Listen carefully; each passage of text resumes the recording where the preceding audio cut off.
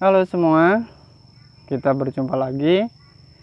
Hari ini kita masih berada di pekarangan sekitar rumah dan saya akan membahas seputar cara penyemaian benih sayuran sawi.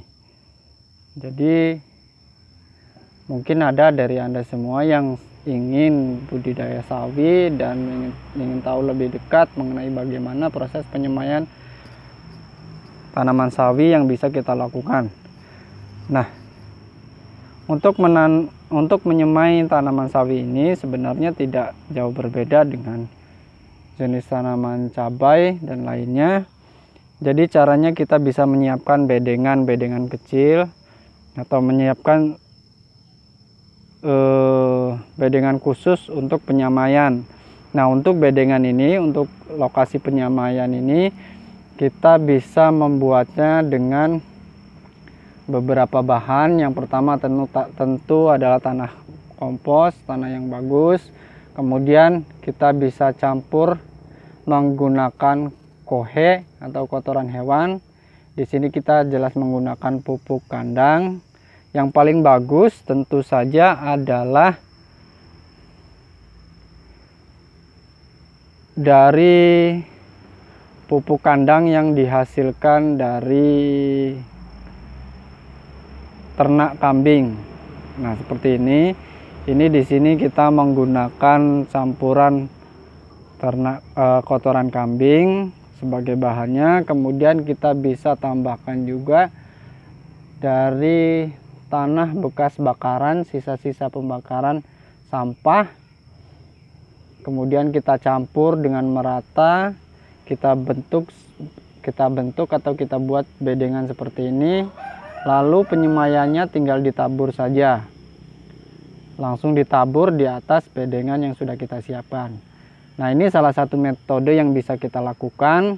Untuk penaburan benih, kita bisa memanfaatkan pasir sebagai bantuannya. Karena benih sawi ini cukup kecil, sangat kecil-kecil sekali. Jadi kalau kita tabur, hanya kita tabur langsung, biasanya dia akan terlalu berhimpit seperti ini. Dan jika dia terlalu berhimpit, nanti proses pemindahan ke lokasi pembesaran itu akan sedikit sulit dan rentan terjadi kematian.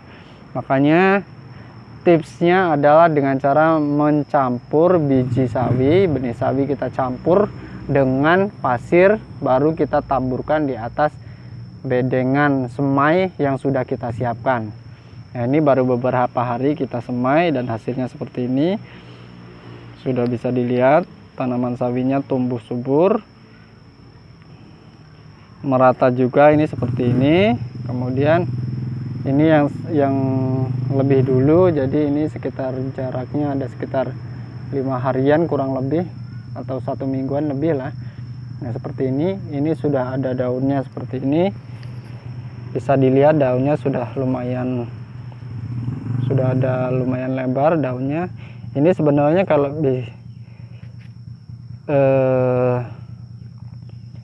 lumayan bagus ya untuk hasil semaian seperti ini lumayan bagus.